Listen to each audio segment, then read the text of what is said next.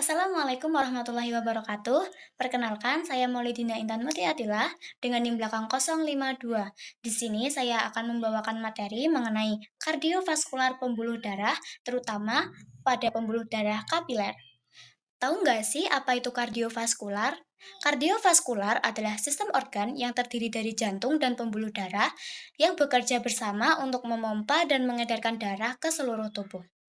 Sistem kardiovaskular terdiri dari jantung sebagai pompa utama, pembuluh darah, serta darah yang berfungsi mengangkut oksigen, nutrisi, dan limbah metabolik ke seluruh tubuh, serta membawa darah terdeoksigenasi kembali ke paru-paru. Apa sih pembuluh darah? Pembuluh darah adalah saluran yang mengalirkan darah dari jantung ke seluruh tubuh dan kembali ke jantung.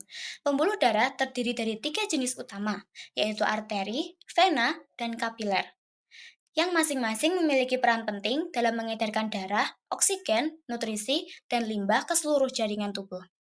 Pembuluh darah memiliki tiga jenis utama. Yang pertama, arteri, memiliki dinding paling tebal di antara ketiganya yang memungkinkan menahan tekanan tinggi yang dihasilkan oleh jantung. Yang kedua, kapiler, memiliki dinding paling tipis yang memungkinkan zat seperti oksigen dan gula untuk dapat melewati dindingnya, masuk atau keluar dari darah. Dan yang ketiga, vena, tidak terlalu berotot dan elastis dibandingkan dengan arteri, sehingga darah dapat mengalir melaluinya dengan tekanan rendah, memiliki katup khusus yang membantu darah mengalir satu arah. Nah, kita akan membahas mengenai pembuluh darah kapiler. Pembuluh darah kapiler adalah pembuluh darah kecil yang berfungsi sebagai tempat pertukaran zat-zat antara darah dan jaringan tubuh. Kapiler memiliki diameter sekitar 5-10 mikrometer. Dinding yang tipis dan luas permukaan yang besar sehingga memungkinkan pertukaran zat-zat seperti oksigen, nutrisi, dan limbah dengan efektif. Pembuluh ini menghubungkan anteriol, yaitu pembuluh darah kecil dari arteri, ke venula, yaitu pembuluh darah kecil menuju vena. Jenis pembuluh darah kapiler ada tiga. Yang pertama, kapiler kontinu, memiliki dinding yang terdiri dari sel-sel endodel yang rapat dan tidak memiliki pori-pori. Contohnya seperti di otak dan otot. Yang kedua, kapiler fenestrasi, yaitu memiliki dinding yang terdiri dari sel-sel endodel dengan pori-pori kecil yang memungkinkan pertukaran zat-zat antara darah dan jaringan. Contohnya seperti di ginjal dan usus. Yang ketiga, kapiler sinusoid memiliki dinding yang terdiri dari sel-sel endodel yang tidak rapat dan memiliki pori-pori besar yang memungkinkan pertukaran zat-zat antara darah dan jaringan, seperti di hati dan limfa. Struktur pembuluh darah kapiler yaitu yang pertama, dinding kapiler terdiri dari sel-sel endodel yang tipis dan fleksibel. Yang kedua, sel endodel, sel-sel yang membentuk dinding kapiler dan berfungsi sebagai penghalang antara darah dan jaringan. Yang ketiga, basement membran, yaitu lapisan tipis yang terdiri dari protein dan karbohidrat yang memisahkan sel endodel dari jaringan sekitarnya.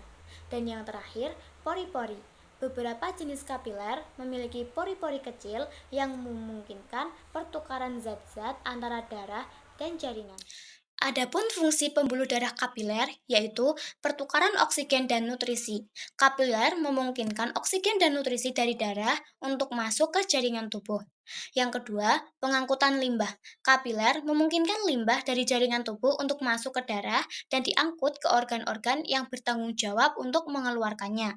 Dan yang ketiga, pengaturan keseimbangan cairan. Kapiler membantu mengatur keseimbangan cairan tubuh dengan memfasilitasi pertukaran cairan dan elektrolit antara darah dan jaringan. Dan yang terakhir, pengaturan suhu tubuh. Kapiler membantu mengatur suhu tubuh dengan memungkinkan pertukaran panas antara darah dan jaringan.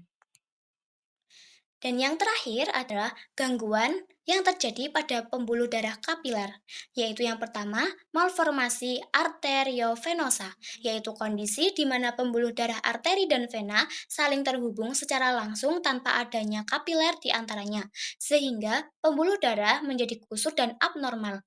Gangguan ini mengganggu aliran darah dan pertukaran oksigen, berisiko menyebabkan pendarahan dan kematian jaringan di sekitar area tersebut. Biasanya terjadi di otak dan sumsum tulang belakang belakang dengan gejala seperti sakit kepala, gangguan penglihatan, kejang, dan gangguan gerakan.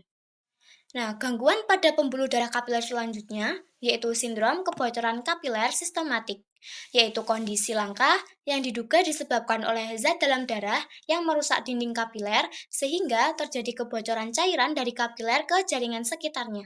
Gejala tersebut meliputi hidung tersumbat, batuk, mual, sakit perut, pusing, pembengkakan pada tangan dan kaki, serta penurunan tekanan darah yang drastis sehingga bisa menyebabkan pingsan.